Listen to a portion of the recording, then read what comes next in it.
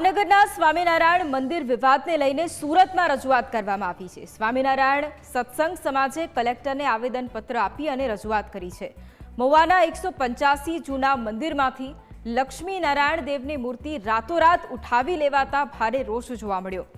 નિત્ય સ્વરૂપદાસ સ્વામીના શિષ્ય મંડળે મૂર્તિ ઉઠાવી લીધી હતી, જેથી હવે વર્ષો જૂના મંદિરમાં ફરી મૂર્તિ સ્થાપિત કરવા હરિભક્તોએ રજૂઆત કરી છે અને સાથે આવા સાધુને સંપ્રદાયમાંથી દૂર કરવાની પણ હરિભક્તોએ માંગ કરી છે।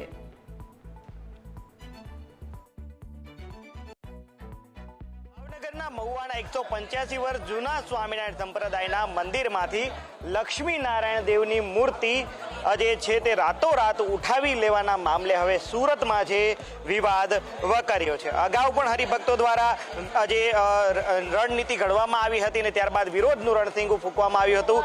નિત્ય સ્વરૂપદાસ સ્વામી સરદાર અને તેમના જે અનુયાયીઓ છે મૂર્તિ લઈ ગયા હતા। મહિલાઓ અહીં આવી છે, શું રજૂઆત છે, શું આવેદન આપવા અહીંયા આવ્યા છો? અમારી મૂર્તિ પાછી જોઈ, રાતોરાત ઉઠાડી ગયા। ભગવાન રાતે પોઈટા હોય એમ લઈ જવાય કોઈ દી? આ પાપના દોષિત કોણ છે? જે લેનારા છે ને ઈ સ્વામીઓ કોણ છે અને કેવી પ્રવૃત્તિઓ કરી રહ્યા છે અને વિરોધ શા માટે? સ્વામી નિત્ય સ્વરૂપ સ્વામી સરદાર વાળા અને મૂર્તિ ચોરી જાય છે એ વિરોધ છે અને બીજાને આવું શીખવાડે છે। બાકી અમારી મૂર્તિ પાછી આવી જાય છે। ચોક્કસથી શું રજૂઆત લઈને આવ્યા છો? અમે એના નિવેદન માટે જ આવ્યા છે, તમે પત્ર દેવા, કેમ કે આ મૂર્તિ પાછી આવી જાય ને એના નિવેદન પત્ર કરી લો। હનુમાનજીની મૂર્તિ હતી ને બાજુમાં સોરેલી છે, ગણપતિ હનુમાનજીની, તો એ અમારે પાછી જોઈએ। અમારી મૂર્તિ શા માટે તમારે જોઈએ છે? બીજી મૂર્તિ પણ સ્થાપિત કરી શકો? અમારી સ્થાપેલી છે, જૂની મૂર્તિ છે, એટલે જૂની પ્રતિષ્ઠા કરેલી મૂર્તિ અમારે જોઈએ છે।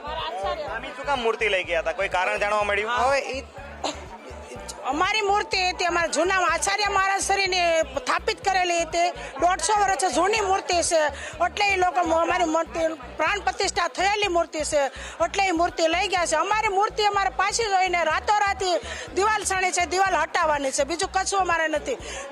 જૂનું મંદિરમાં 150 વર્ષ જૂની મૂર્તિ છે, અમારી જૂની મૂર્તિ અમારે પાછી જોઈએ છે। ચોક્કસથી જૂની મૂર્તિ અમારે પાછી જોઈએ છે તેવા અહીંયા જે માગણી કરવામાં આવી રહી છે।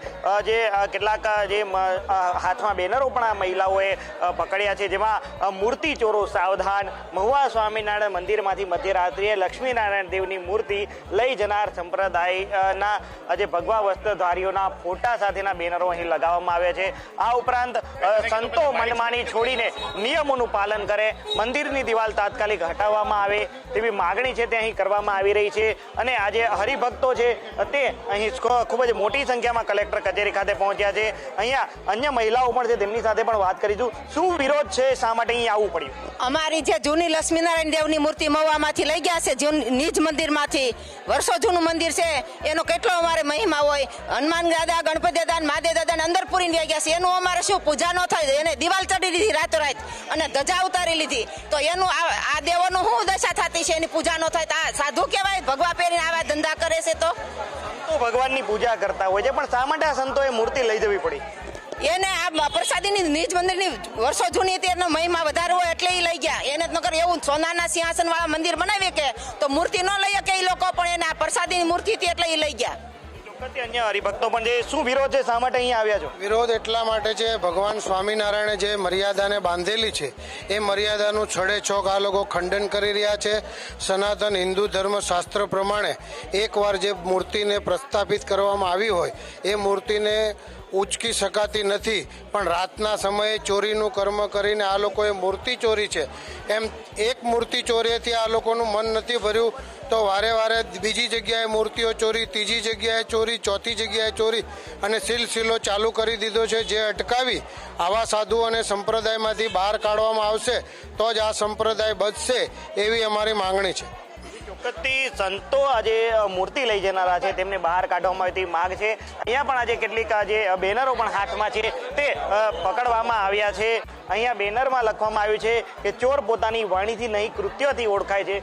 બાજુમાં જ આજે સ્વામીઓના ફોટાવાળું બેનર છે, અન્ય બેનરમાં પણ લખવામાં આવ્યું છે સંતમાં સંતમાં વેશમાં ચોર કે પછી ચોરના વેશમાં સંત, એટલે કે સંતોની કામગીરી પર પણ સવાલો ઊભા થયા છે. મૂળ સ્વામિનારાયણ સંપ્રદાયની જે મૂર્તિઓ હતી, પ્રસાદી રૂપે જે મૂર્તિ હતી અને 185 વર્ષ કરતાં જૂના મંદિરની સ્થાપિત મૂર્તિઓ હતી, તે ફરીથી જૂના મંદિરમાં લાવવામાં આવે, ફરીથી આ મંદિરમાં પૂજા શરૂ કરવામાં આવે તેવી માગણીને લઈને સુરતમાં હરિભક્તો હવે મેદાને આવ્યા છે અને જિલ્લા કલેક્ટરને આવેદનપત્ર આપી રહ્યા છે. કેમેરા પર્સન કેસી વઘાસિયા સાથે મિત્રો, પાપરા ન્યૂઝ કેપિટલ.